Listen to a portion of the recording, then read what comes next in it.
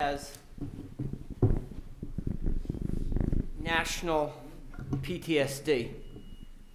And what I mean by that is something very simple, and that is because we as a nation are so used to being under attack that oppression seems always around the corner, that we find ourselves regularly persecuted by governments, nations alike, that we find ourselves now with the growing anti-Semitism here in the United States, which has almost risen to a daily occurrence.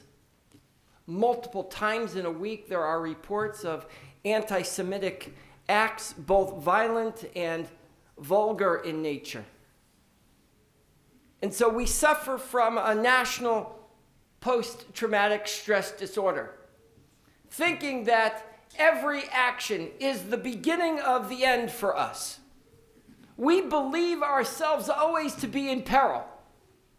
And so there are those who live with, if not physically packed bags, possibly emotionally packed bags, for when the day will come when even America will not seem like a free place for us Jews.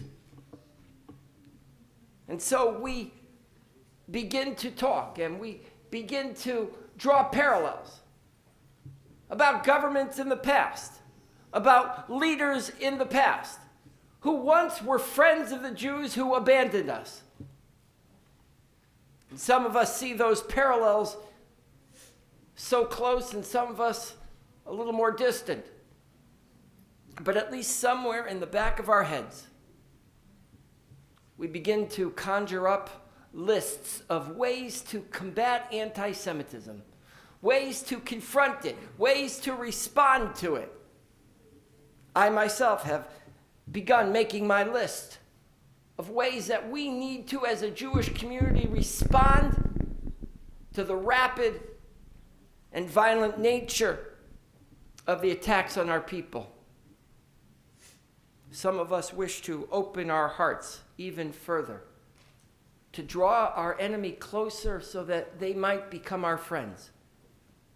Some of us want to ingrain in our children a stronger sense of Jewish identity, because the only way to truly combat anti-Semitism is to recognize who you are and be unapologetic about it.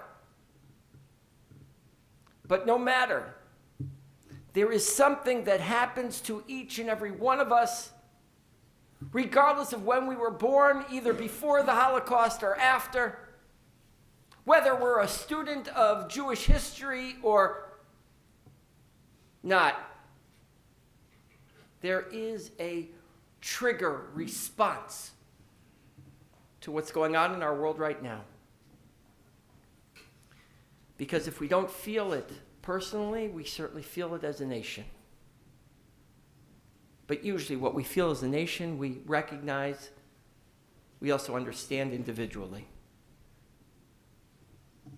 This morning's Parsha has just such a trigger moment elucidated in the text. When Joseph saw his brothers, he recognized them. But he acted like he was a stranger toward them, and he spoke harshly to them. He asked them, "Where do you come from?" And they said, "We come from Canaan. We came here to procure food." Well, Joseph recognized his brothers. His brothers didn't recognize him. And then the text goes on. Vayiskor Yosef et cholamot asher chalam lahem. And in seeing them, he immediately remembers the dreams that he had about them. Just the mere sight of his brothers draws him back to those years before he had risen to power in Egypt. He immediately was sent back. He had a moment of post-traumatic stress disorder. He sees his brothers and he starts remembering those dreams that he had. And Rashi says, but look how great he has become. Vayadav shikamu hare hishtachavu lo lashon Rashi. Rashi says he immediately remembers how powerful he's become since that day. His reaction to seeing his brothers isn't one of fear. It's not one in which he's transported backwards because he remembers those frightful days, but because he recognizes his position in society now.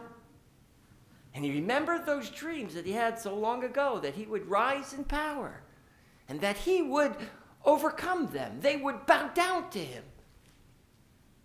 That's what Rashi says. Rashi says his immediate recollection of the dream was because he had forgotten about him. So long ago he had made those dreams, and so much has unfolded and transpired in those years that he forgot about him. And upon seeing his brothers, he was reminded. But it's Ramban, Nachmanides, who offers us something completely different. He says, Lefi da'ati shehadavar behefech.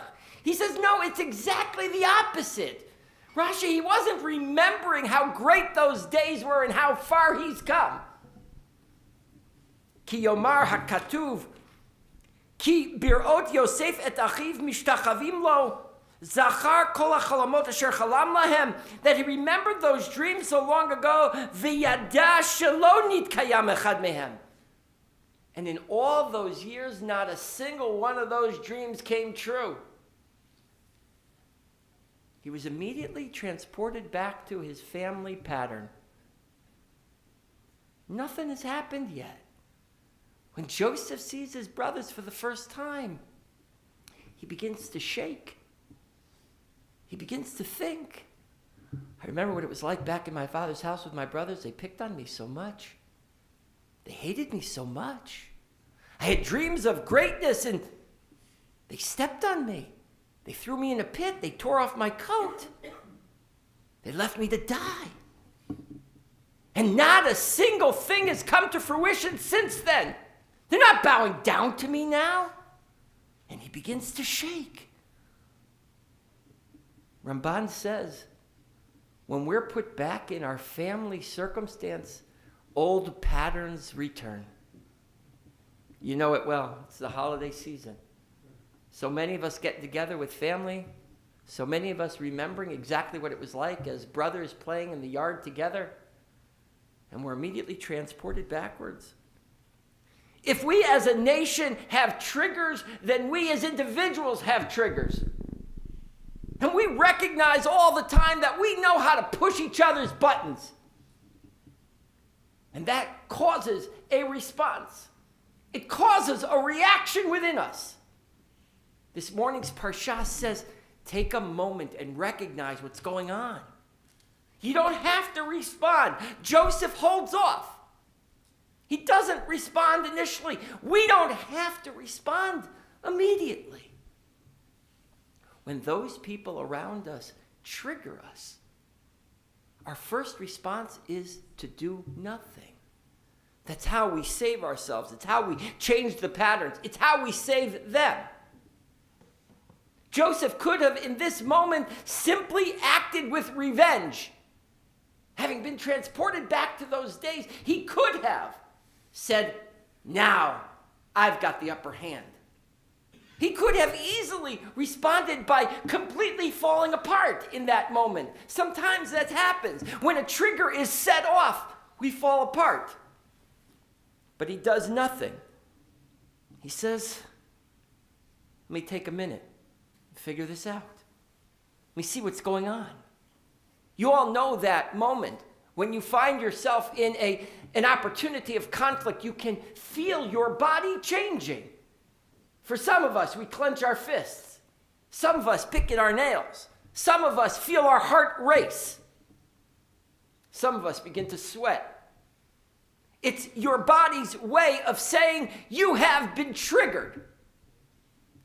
And if you can just do one thing, that is recognize what's going on in your body, then you can figure out what the right response is going to be. Look, there's no question about it. Joseph could have done better in his response to his brothers. He could have been more compassionate. He could have been kinder. He could have been loving.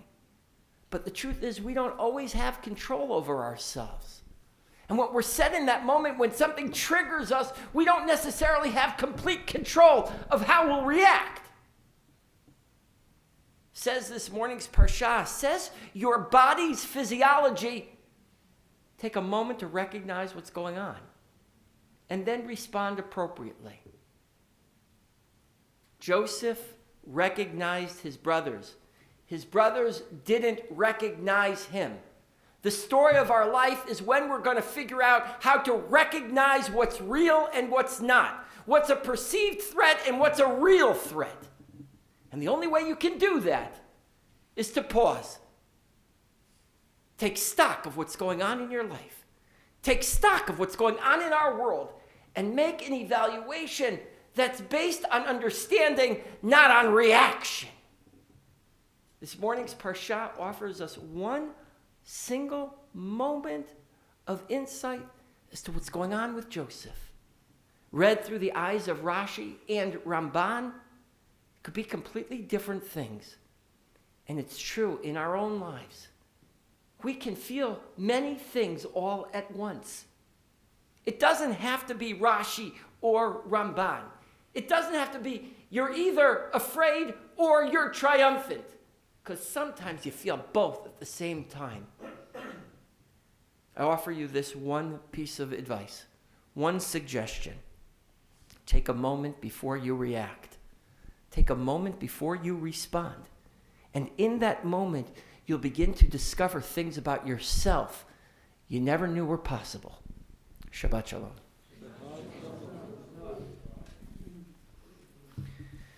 We continue with Musaf. It's introduced by the Chatzikah.